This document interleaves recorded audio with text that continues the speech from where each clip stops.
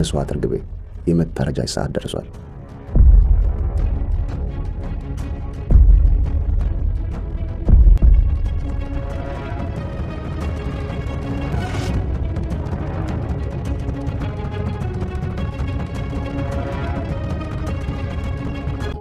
ሁለት ወር ሙሉ እኮ ስፈልግሽ ነበር። ሁለት ወር ሙሉ ስትፈልገኝ ነበር እንዴ?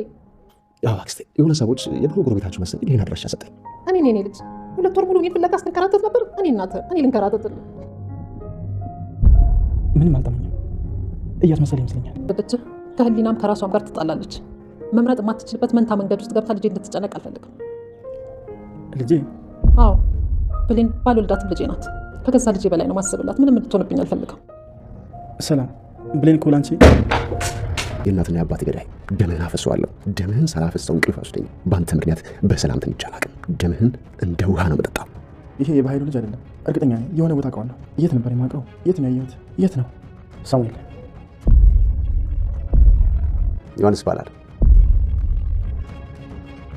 ሁልጊዜም ችግር፣ ስቃይ፣ ፈተና የማያልቅላት ብሌን አንዱ ስትወጣው ሌላው፣ አንዱ ፈተና ሲያልቅ ሌላው ፊት ለፊቷ የሚደቀነው ብሌን አሁንም በጣም ከስከዛሬው ካሳለፈችው የባሰ ትልቅ ችግር ፊቷ ተደቅኗል። በኃይሉ የላከው ጆን እንግዲህ ዛሬ ይችን ምድር ልትሰናበቻት የመጨረሻ ቀነች ነው በማለት የሚያስፈራ ስለት ይዞ ከጀርባዋ ተደቅኗል። ምስኪኗ ብሌን የምታውቀው ነገር የለም፣ ስራዋን እየሰራች ነው። ነገር ግን ጆን በሚያስፈራ ፊቱን ዘፍስፎና የሚያስፈራ ስለት ይዞ ፊቷ ተደቅኗል።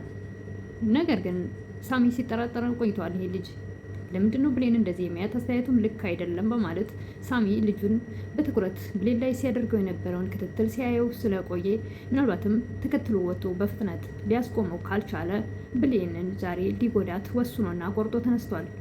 የቤተሰቦችን ገዳዮች መጀመሪያችን ገድዬ ነው እነሱን አንጀታቸውን ካሳረር በኋላ እነሱንም በአንድ ላይ የምጨፈልቃቸው እያለ ወስኖና ቆርጦ ተነስቷል። ሳሚ እጁ ከተሻለው ይሄ ልጅ መቼም አያቅተውም ብዬ ተስፋ አደርጋለሁ።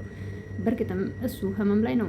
ገና ጋቢ ለብሶ ሶፋ ላይ ቁጭ እንዳለ ነው። ነገር ግን ለብሌን የማይሆነው ነገር የለምና እሱም ስለቱን ይዞ ሲዘጋጅ፣ ሳሚ ደግሞ ከኋላ መጥቶ መቼም ይጥልላታል ጥላቷን ብዬ አምናለሁ። ሳሚ ጀግና ነው።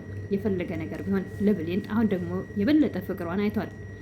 ምክንያቱም ለእኔ ብለህ ራስህን ሰውተሃል እያለች ዳጊን ሁላ ተቆጥታና ከሱ ጋር ተቆራርጣ እንዳለች ወይ ደግሞ ቀለበቷን አወጥታ እንደጣለች አይቷል። በፊትም ይህን ሁሉ ክብር ሳያይ ነበረ ለእሷ ህይወቱን አሳልፎ እስከ መስጠት ደርሶላት የነበረው። አሁንም ሳሚ እዛ ቤት መኖሩ በጣም ትልቅ ነገር ነው። የሳሚ መኖር እዛ ቤት በጣም ትልቅ ጥቅም አለው። እናም እንግዲህ አሁን ሳሚ መቼም በእርግጠኝነት ክትትል ሲያደርገው ስለቆየ በእርግጠኝነት አሁን ሳሚ ፈጥኖ እንደሚደርስላትና ብሌን ሻ እንደማትጎዳ ተስፋ አድርጋለሁ፣ አምናለሁም። ይሄ ልጅ እንግዲህ ሊጎዳት የመጨረሻ መሰናበቻች ናት የዛሬዋ ዕለት እያለ ወደ እሷ የሚያስፈራውን ስለት ይዞ ቀርቧል። ነገር ግን ሳሚ ገና ከቤት ሳይወጣ እያየው ነበር ልጁን ብሌንን በምን አይነት እይታ ሲያያት እንደነበረ። በሚያስፈራ ሁኔታ ነበር ሲከታተላት የነበረው። ስለዚህ ይሄ ሰው ይሄ ልጅማ በፍጹም ደግሞ ሴት ነበር የማውቀው ያለ፣ ነገር ግን ሊያስታውሰው አልቻለም እንጂ ልጁን ከዚህ በፊት አይቶት እንደሚያውቅ ሲያስታውስ ነበረ ሳሚ። እናም ልክ እንዳልሆነ የባህሉ ልጅም እንዳልሆነ ሲጠራጠር ነበር ሳሚ። ይሄማ የባህሉ ልጅ አይደለም እያለ ነገረ ስራውም ትክክል አይደለም። ብሌንም ገና በሩን ልትከፍትለት በነበረ ሰዓት ከፍታለት ስታዋራው በፍጹም ማንነት ግን ካልነገርከኝ አትገባም ወደ ውስጥ እያለች ስትከራከረው ነበር። አንቺ ማንነቴን ምን ያደርግልሻል? ራሷ ትምጣና ለራሷ እነግራለሁ፣ ሰላምን ጥሪልኝ ነበር የሚለው። በጭራሽ ምናልባት በኃይሉ የላከው ሊሆን ይችላል ይሄ ሰው በማለት በጭራሽ ወደ ውስጥ ልታስገባው አልወደደችም ነበር። ስትከራከረው ነበር የቆየችው። ምን አይነት ደረቅ ነሽ? ለራሷ እነግራታለሁ፣ የኔ ማንነት ላንቺ ምን ይሰራልሻል ነበር ሲላት የነበረው። ትክክለኛ ሰው ቢሆን እኮ ማንነቱን ነግሮኝ እሷ እንድጠራለት ይነግረኝ ነበር። ለምንድን ነው ማንነቱን የደበቀው? በማለት ብሌን ተጠራጥራ እንደውም እጁ ላይ ነበር በሩን የዘጋችበት። ወዲያውንም እጆቹን ይዞ ሲጮህ በኃይሉ ምንድን ነው ለምን ምን ብልሃት ነው እንደዚህ ያደረገችው? በማለት በኃይሉም የሌለ ነገር ተቆጥቶ ነበር። ችግር የለውም እኔ ምንም አላልኳት፣ ነገር ግን ልጅቷ ተጠራጣሪ ናት ይላል። በኃይሉ ደግሞ አንተ ደግሞ ጥላት ግን ታሞግሳለህ እንዴ? ማሞገስ ሳይሆን በቃ ያለውን ነገር ነው የነገርኩ። ለማንኛውም በሩ ቢዘጋም ከፍቼ መግባት አያቅተኝም። ስንት በር ሰብረናል አይደለ? ይችን መግባት ያቅተኛል በማለት እንግዲህ በሆነ ሽቦ ነገር ከፍቶት ገብቷል።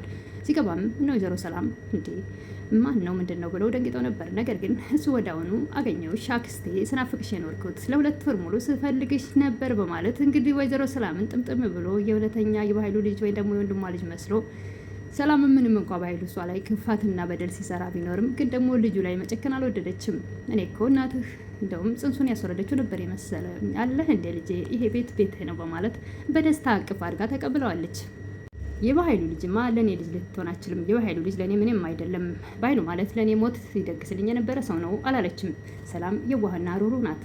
በዚህ ጋር ወይዘሮ ሰላም ሳሚን ብሌን አሁን ባንተ አዲሱ ማንነትህ አይታ ምናልባት የወደደችህ ቢመስልህም ነገር ግን በጭራሽ ልጅቷ ከዳጊ ጋር ያላትን ግንኙነት አውቀዋለሁ።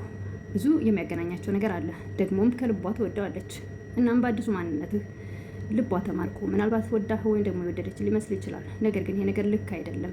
ስለዚህ እያደረክ ያለው ነገር ልክ አይደለም እያለች ሳሚን እየወቀሰች ትገኛለች። ወይዘሮ ሰላም ደግሞ ለመምረጥ ተቸግራ ልጅ እንድትጎዳ አልፈልግም ትላለች። ወይዘሮ ሰላም ልጅ ነው ያልሽው በማለት ሳሚ እንግዲህ ጥሩ አጋጣሚ ተፈጥሮ ልጇ እንደሆነች እንደ ልጅ እኮ ነው ማያት ብሌንን ስትል ብሌን እኮ ያንቺ ያለ ሲጀምር በትክክል ልጇ እንደሆነች ሊያስረዳት ሲል እንግዲህ ብሌን ልጁ ላይ በሩን እጁ ላይ ዘግታበት ስትመጣ በሩን ገጭ አድርጋ ስትገባ እንግዲህ ፊት ለፊት ሲገጣጠሙ ነገሩ ተቀይሯል።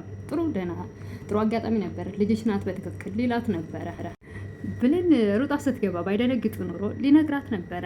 ብሌን እኮ ላንቺ ትክክለኛ ልጅሽ ናት ሊላት እያለ ነበረ። እንግዲህ ብሌን ሩጣ ስትገባ እነሱም እሷን ሲመለከቱ ሳይነግራት በኃይሉ በበኩሉ መቼም እኔ ላይ ብትናደድ ልጅ ላይ ግን አትጨክንም።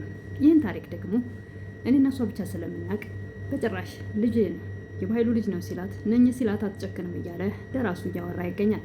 እንግዲህ አሁን ያች ሞኝ የእኔ ልጅ ነው ብላ ልጄ የወንድሜ ልጅ እያለች እንግዲህ ደግሞ የሚፈልገውን ካደረገ በኋላ ሁላችሁንም ከጨፈለቃችሁ በኋላ እኔ ደግሞ እሱን እጨርሰዋለሁ። ምክንያቱም አንድ ቀን የቤተሰቦቹ ገዳይ እንደሆንኩ እኔ ይደርስበታል። ስለዚህ ሳይቀድመኝ መቅደም ስላለብኝ እነሱን ይጨርስልኝና እኔ ደግሞ እሱን እጨርሰዋለሁ እያለ እንግዲህ በኃይሉ ለራሱ እየዛተና እየፎከረ ይገኛል። የወይዘሮ ገነት ጎረቤትም ከዚህ በፊት በኃይሉን እንዴት አድርጋ ወይዘሮ ገነት ላይ ሽጉጥ ደቅ ነው በኃይሉ ከኋላው መታ በሆነ ወንበር ነገር ወድቆ እንድትጥለውና እንዲወድቅ ካደረገችው በኋላ ያን እያስታወሰ እንግዲህ ፀሐይ ደግሞ ነጠላ ለብሳ ወደ ገነት ቤት ስትሮጥ መንገድ ላይ አግኝቶ አፍኗታል። ወይዘሮ ገነትና ቃልም እዛ ክርክር ይዘዋል። ወይዘሮ ገነት እቃውን አጣጥቢ፣ ውሃ ደግሞ ከቦኖ ሄደች በጀሪካን ተሸክመሽ አምጪ ይላሉ።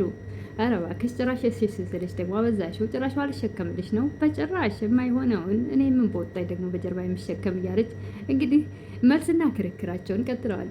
ወይዘሮ ሰላምም ጆን እስከ ዛሬ የት ነበር ከኔ ልጅ የት ጠፍተህ ይላሉ። ስለሱ አትጠይቂኝ፣ እኔ አሁን ባንቺ ፊት ማልቀስ አልፈልግም ይላል። ለብቻው ያንጎራጉራል። ወይዘሮ ሰላምም አባትህን ታገኘዋለህ አገናኝሃለሁ ይላሉ። እኔ እሱን ፈልጌ አልመጣሁም እትዬ፣ አንቺን ፍለጋ ነው የመጣሁት። እኔ አሁን ሳይመሽ ሄጄ ሆቴል ይዤ ልረፍ ይላል። እንዴት ሆቴል ታርፋለህ? ይህ ቤት እኮ ቤትህ ነው፣ ያክስትህ ቤት አይደል? ኧረ እትዬ የማንንም እርዳታ አልፈልግም፣ እኔ ሆቴል ነው ማርፈው ይላል። እንግዲህ ነገሮችን አለሳልሶ እዛው እንዲመቻችለት ለማድረግ ጆም እንግዲህ ወይዘሮ ሰላም በጭራሽ ይሄ ቤት ማለት የእናት ቤት ነው፣ በጭራሽ ከዚህ ቤት አትሄድም፣ እዚሁ ማረፍ ትችላለህ፣ ይሄ ቤት ነው ሲሉት እንግዲህ አባቴስ እዚህ አይኖርም እንዴ? ምን እንደሚመስል እኮ አላውቀውም፣ ይህን ሁሉ በድሎኝ እኮ ግን ደግሞ አሁንም ቢሆን አባቴን ባየሁት ብዬ ናፍቃለሁ እያለ ማስመሰሉን ቀጥሏል። ጆ 2 ወር ሙሉ አንቺን ፍለጋ በዚህ ከተማ ስንከራተት ነበር ይላል። እኔን እናትህ ልንከራተትልህ ትላለች ሰላም። ሳሚም ምንም አልተዋጠልኝም ይሄ ነገር እያስመሰለ ሳይሆን አይቀርም ይላል። ብሌን እና ሳሚ እንግዲህ የምናውቀው ነገር የለም ማየት ነው ትላለች ብሌን።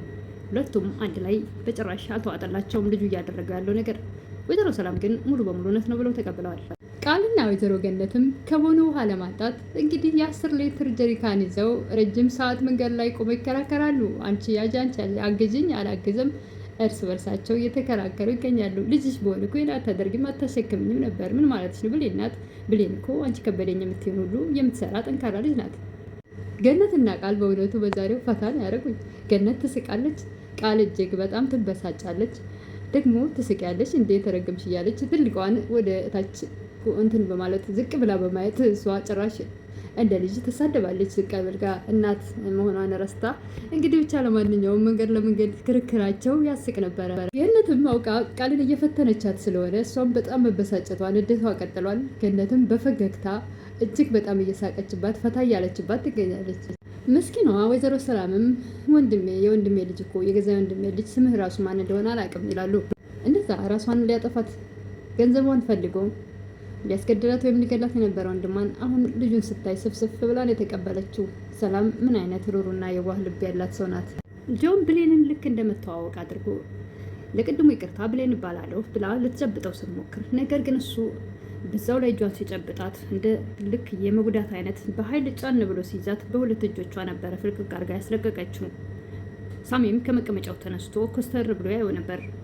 ሳሚን ሲያየው ሳሚም ሰላም ሊለው እጁን ሲዘረጋ ጆን እባላለሁ ብሎ ሊጨብጠው አልፈለግም። የእናት አባቴ ገዳይ፣ በቅርቡ ያንተ ደም ይፈሳል ሊለው ነበር። ይህን ሁሉ እንግዲህ ለግሉ ነው እያወራ ያለው። ማንም ይህን የሚያውቅ ሰው የለም።